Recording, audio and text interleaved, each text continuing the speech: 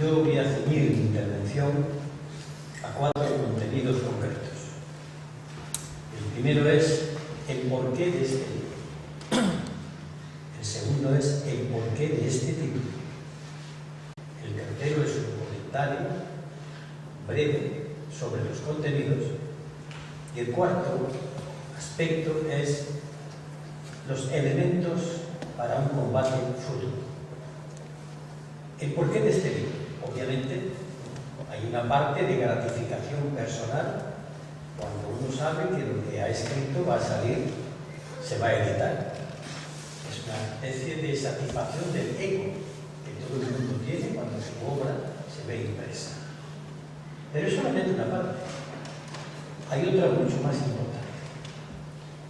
Desde hace 4 años estamos asistiendo a un debate tremendo.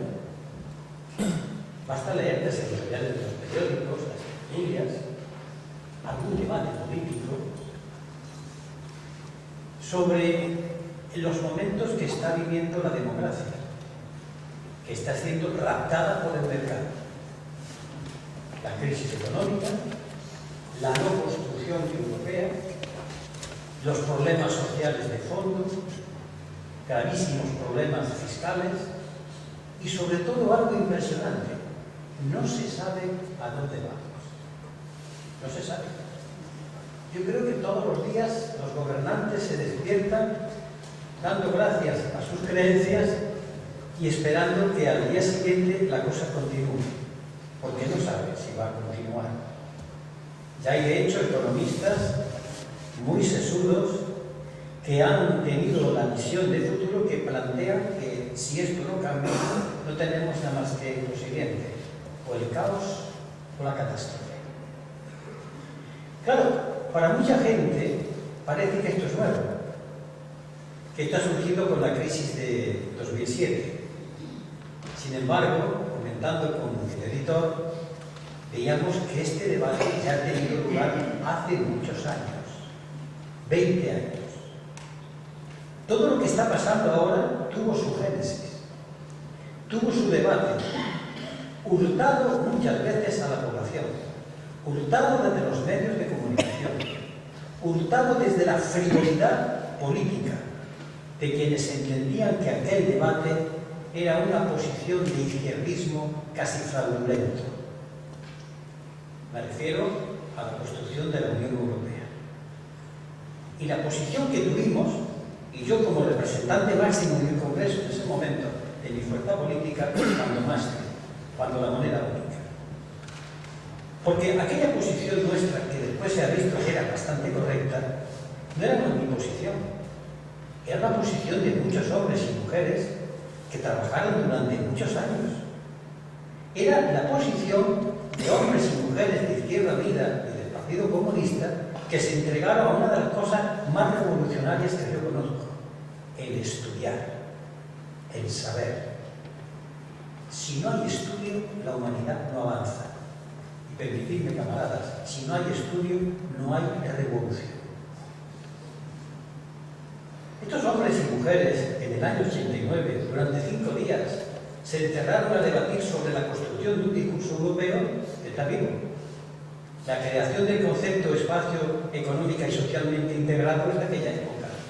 Y el discurso ha resistido el tiempo. Por tanto, el libro es un homenaje a estos compañeros y compañeras mías que durante tantos años se enfrentaron al qué dirán de los medios de comunicación y de la mal llamada, pero a veces bien llamada, clase política, basada simplemente en tópicos, en lugares comunes y en continuar las instrucciones que le venían dadas desde los centros europeos. Tanto en este libro se reflejan los combates de una época, pero que no pasaron, que están presentes hoy en día. Quien quiera entender lo que está pasando tiene que volver a estudiar otra vez qué pasó con Maastricht, con Ámsterdam, con Niza, con el Tratado de Lisboa, qué pasó con el fin de la Unión Soviética, qué pasó con la renovación de la OTAN. Y esto me lleva al título. Combates de este tipo. La palabra combate, contrariamente a lo que se puede pensar, no hace exclusivamente relación al enfrentamiento físico y a la guerra. La palabra combate expresa algo muy importante que está en nuestros místicos, el combate interior, la lucha intelectual, la lucha de pensamiento. Hoy, cuando no hay valores, hoy cuando no hay pasiones, en todo caso hay indisposiciones, pero no hay pasiones. Hoy, cuando no hay ideas que abrazan la mente y el corazón e invitan a debatir con los otros en torno a los problemas reales, hablar de combate es recobrar algo fundamental de la esencia humana, la pasión por conocer, por debatir, por crear. Porque también en política se crea, también hay creación. ¿Y por qué combate? No solamente porque el ejercicio de la intelectualidad, y cuando hablo de intelectuales no estoy hablando solamente de los que han estudiado en una universidad. Cualquier trabajador manual puede ser un intelectual, a condición de que tenga el mínimo de curiosidad por lo que está pasando a su alrededor. Y cualquiera que haya estudiado y no vea más que con la anteojera de su propia especialidad, a veces suele ser un versas, universitario, pero un versas. Yo cogí el título de mi vida, pero al final en el que yo digo a modo de epílogo, me atrevo a confesar algo de mi vida, porque soy bastante pudoroso con mi vida privada. Yo siempre he sentido una pasión por 4 asignaturas: las matemáticas, la física, la filosofía y la historia. Cuando empecé a estar cercano a la militancia en el Partido Comunista, estuve entonces en una asamblea que se llamó CARAS, en fin, cosas de la extrema izquierda en los años 60, empecé a sentir la necesidad de combatir políticamente contra algo que a mí no me gustaba. Entonces tenía, por una parte, la docencia, que me gusta, me ha gustado siempre, pero por otra parte el combate. Y cayó en mis manos un libro magistral. Se llama Combates por la Historia, de Lucien Febvre, uno de los padres de la historiografía mundial, francés, marxista, creador y fundador de la revista Annales, padre de muchos historiadores, padre de los historiadores que se formaron bajo la célula de Jaume Vicent Vives, catedrático de Historia de Barcelona. Por eso yo fui a estudiar Historia de Barcelona, porque estaban estos hombres que venían de la revista Annales. Y el combate por la historia, ¿por qué? Porque no hay país que pueda entender el presente si no conoce el pasado. Contrariamente a lo que se piensa, la historia no es el estudio del pasado por el pasado. Eso puede ser la erudición. Pero la historia es el conocimiento de hoy, a través de dónde venimos. Y tiene un método científico. Implica la estadística, las ciencias auxiliares, la reflexión, la creación de cómo uno cree que han ocurrido las cosas, sin forzar los datos, porque es volver a crear una situación, hacerla inteligible a la gente, que sepa en dónde estamos. Por eso se llama combates de este tiempo. Y los combates de este tiempo acabo de describirlos rápidamente. Los contenidos. Hay de todo, pero los editores han creído, y me parece que han tenido acierto, que el libro se abra con el discurso fúnebre antepasional. Un recién llegado secretario general del partido, elegido en contra de su voluntad, lo de qué decirlo, que despachaba entonces con pasionaria cuando terminaba cada comité central. Yo me veía con la presidenta, hasta que la presidenta ya no tuvo facultades mentales, yo me veía con ella. Y estaba hablando con un mito. Eso de despachar con un mito, eso tiene una importancia tremenda y causa un respeto impresionante. Y aquella mujer, cuando muere, estamos los dirigentes custodiando el féretro, está expuesto a la gente, y vi pasar de lo más extraño que he visto nunca. Normal que la gente se pasase ante el cadáver de pasionario y levantase el puño. Pero vi a gente ponerse de rodillas y santiguarse y después levantar el puño. Vi de todo. Y aquello me impresionó. Y cuando el partido me encarga a su secretario general que haga el discurso fúnebre, eso lo redacté yo. Y tengo que decir que es un discurso del que me siento orgulloso. Porque no solamente está la visión política del secretario general, está también la del militante, la del ser humano. Por eso el discurso termina: descansa, presidenta, duerme, madre Dolores. Porque hay algo más. Porque estamos ante un mito y ante una cosa muy importante. Cuando los pueblos, más que un mito, estamos ante una dirigencia impresionante. Cuando los pueblos eligen a sus dirigentes y los elevan al podio, es que los pueblos quieren combatir. Por eso ahora no hay dirigentes, hay líderes. Porque no siente la gente necesidad de combatir. Cuando se necesita y se quiere combatir, se elige a los mejores capitanes para que conduzcan a la victoria o a la derrota, pero la lucha al combate. Cuando no se quiere combatir, no hay nada más que lo que marcan los 40 principales o la moda que hace cualquiera y dura 3 días. Termina el libro con algo que apareció de pronto en la red, que yo no lo sabía, que es una intervención que tuvimos Saramago y yo en Cáceres hace 12 años, en donde en una noche mágica, y digo mágica por muchas razones, empezamos a decir lo que iba a pasar, qué pasaba. ¿Por qué? Porque olvidándonos incluso de la pertenencia política, dejamos salir nuestras ideas y entramos en lo que se llama en política el discurso profético. El discurso profético es ni más ni menos que ver lo que va a ocurrir y decir, pero no está viendo que va a ocurrir. El predominio de los mercados, el falseamiento de la democracia, el miedo ante el futuro que va a ocurrir, y pues así termina el libro. ¿Y qué hay en medio? En medio hay textos que tienen distintos orígenes. Hay alguno que otro que ya se publicó en aquello de textos y discursos del alcalde de Córdoba, pero que tienen una actualidad, creo que muy, muy importante.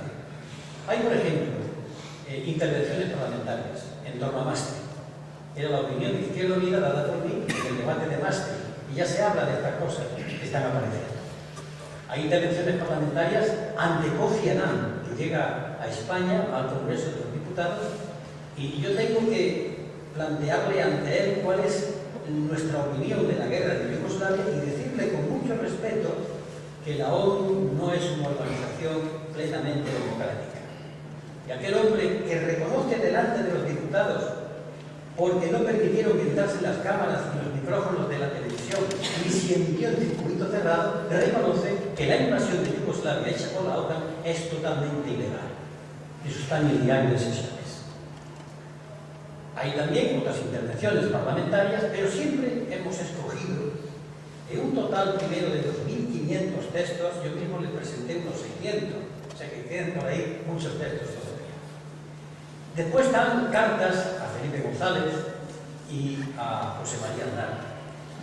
Yo cultivo mucho el género epistolar, porque la carta es como si estuviese hablando con el personaje. Eso al texto le da fluidez, le da facilidad, le da hasta incluso cierta elegancia, porque acerca, hace que la gente al leer la carta es como dos personas que están hablando. El género epistolar a mí me parece que es muy importante por eso. Hay también, durante 5 años o 6, yo he escrito un artículo semanal en la revista La Clave que dirigía José Luis Martín. Cada día, cada semana me daban el tema y escribíamos 3 autores, Pablo Castellanos, Manuel Pimentel y yo, sobre el tema que nos daba. Era muy breve. Ahí hay escritos sobre Adolfo Suárez, su situación, la muerte de Arafat, la muerte de Milosevic y la muerte de Saddam Hussein. Hay artículos que están recogidos del diario El Economista, en el cual llevo ya prácticamente escribiendo hace 5 años, donde aparece un artículo semanal mío sobre cuestiones económicas. Ahí hemos recogido los análisis, más que análisis, que son 2.065 caracteres, las opiniones a buena pluma que uno está dando sobre cuestiones de tipo económico. Hay también, en toda esta larga exposición, documentos en los que uno habla del Partido Comunista de España y de Izquierda Unida, porque han sido publicados también en el Mundo Obrero. Hay artículos publicados en el Mundo Obrero, donde tengo que decir que soy bastante crítico y me lo publican. Yo quisiera este ejemplo dado por el PC que se aplicase en otra familia. Me publican todo, a pesar de que soy terriblemente crítico, pero claro, yo aprendí en ese partido que la crítica forma parte consustancial de una organización política. Digo que hay artículos que hablan del despliegue del comunismo y de las propuestas de refundación de Izquierda Unida. Es una vieja cuestión que espero que algún día podamos llegar a debatirla. Estamos en un momento en que volver a repensar muchas cosas, pero no para abandonar la vieja utopía, sino para mejorar el instrumento para que la utopía sea posible. Yo aprendí en el partido en el que sigo militando, espero militar hasta mis últimos días, que los partidos son instrumentos, herramientas, no pueden ser iglesias, herramientas, en torno a un fin. ¿Qué fin?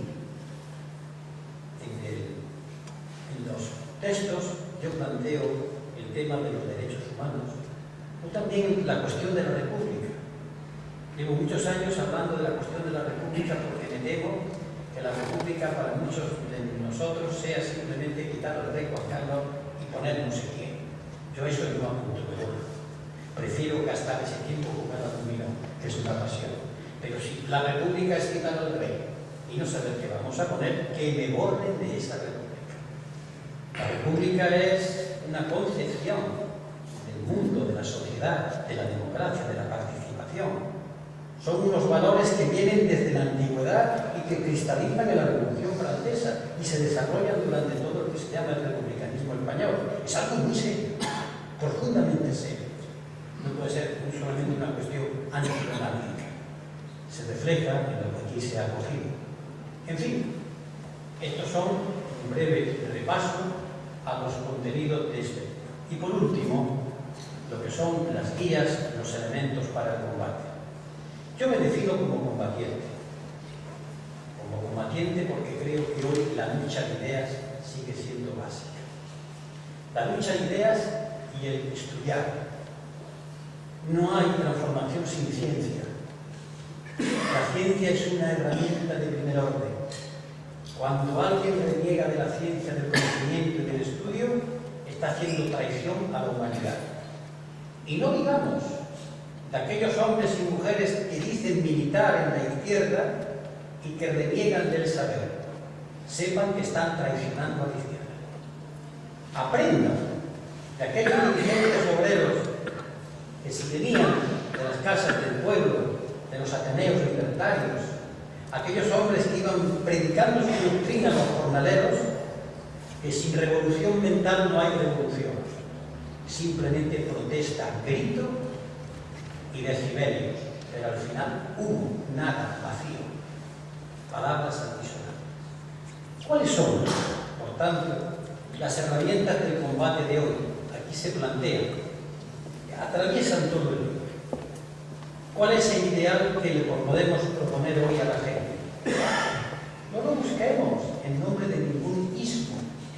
Nuestros ismos no son ni más ni menos que las concepciones filosóficas que nos impulsan a todos por luchar por un mundo mejor. Y eso no está escrito, existe ese documento. Es la solemne Declaración de Derechos Humanos de las Naciones Unidas. Ya me diré yo con un canto de los dientes, con que hubiese trabajo para todos, que el hombre y la mujer fueran exactamente iguales a la hora del trabajo y en todas las cuestiones, que hubiese educación para todos, salud para todos, los derechos humanos, 30 artículos. Ese es el programa. Y yo, que soy comunista, no tengo que sacar del comunismo, no. El programa se llama la solemne declaración y yo, como comunista, estoy obligado a luchar por él. Esto es. Pero luchar por eso supone entrar en el gran combate intelectual de hoy. Y da miedo decirlo, y con ello termino. Quien quiera enfrentarse a la tarea de que los derechos humanos alguna vez se implanten para los 7.000 millones de habitantes de este planeta, no solamente para España, o para Andalucía, o para la Unión Europea, no, para los 7.000 millones de habitantes del planeta, debe saber que tiene que afrontar una lucha contra el medio ambiente social tremenda, porque hay dos ideas claras. Una, la economía, que es una ciencia, sin duda alguna, no es una ciencia de fines, es una ciencia instrumental, que está al servicio de la decisión de los pueblos. La economía no marca un objetivo, a la economía se le marca. Por tanto, el mercado, la competitividad y el crecimiento sostenido medido a través del Producto Interior Bruto, sin saber para qué se construye, para qué se hace, eso hay que negarlo. Y decirle a los economistas, ustedes están al servicio y a las órdenes de lo que diga la sociedad. Esto es muy duro, porque incluso en las organizaciones obreras ha calado el mensaje de la derecha. Y así nos encontramos que un ciudadano trabajador o asalariado por la mañana está con el sindicato, se llaman izquierdas, por la tarde vota a la derecha y por la noche ve un programa de alienación consumista. Tiene rota su personalidad. No hay una persona, hay tres. Hasta que no recomponga la unidad de su persona, no hay ninguna solución. Este es el primer combate intelectual. Cuando uno oye hablar a organizaciones de izquierda, no, es que hay que ser competitivos. Digo, este desgraciado ya está vencido, ya está derrotado. Aunque me levante el puño, no sirve para nada, hará músculo, pero no desarrolla la capacidad de comando. Y la otra idea, la economía, que es una ciencia, está al servicio de salvar a este planeta. Es decir, el crecimiento sostenido medido a través del PIB, de producción, tiene que ser refrenado. Y a la economía hay que decirle que por ahí no se puede ir y no se va. Y ustedes, economistas, con las instrucciones que se le den, con las directrices que se le den, elaboran con su ciencia los mecanismos que hacen posible que el planeta Tierra se salve. Esto significa chocar contra todo lo que hay, contra los demás, contra la Unión Europea, contra los acusandos padres que hablan y pontifican en los congresos de los diputados, en las tertulias. Pero ese es el combate. Esa es la principal negación. Sin esa negación no hay avance posible, lo cual significa conseguir otra manera de entender la economía desde la práctica, pero significa el combate fundamental. Pues bien, si yo modestamente con estas reflexiones he conseguido que esto pueda entenderse, ya me doy por satisfecho. Porque en definitiva, en política, como en arte, si no hay comunicación, ni existe la política ni existe el arte. Si cogen ustedes a la Mona Lisa y la llevan al centro de la galaxia, eso no vale nada. La Mona Lisa vale en la medida que hay seres humanos que captan su belleza. De la misma manera que ante una gran escultura, ante el David de Miguel Ángel, es una belleza porque hay gente que lo ve. Pero si no existiera seres humanos, el David de Miguel Ángel sería un trozo de mano. Pues en política ocurre igual. El proyecto político al servicio de la causa de la humanidad en estos combates, si no se comunica, si no se transmite, si no hay receptividad, interactividad, no existe. Esto es lo que yo he pretendido con esto. Y nada más, y perdonen ustedes la larguísima disertación porque pensaba hablar.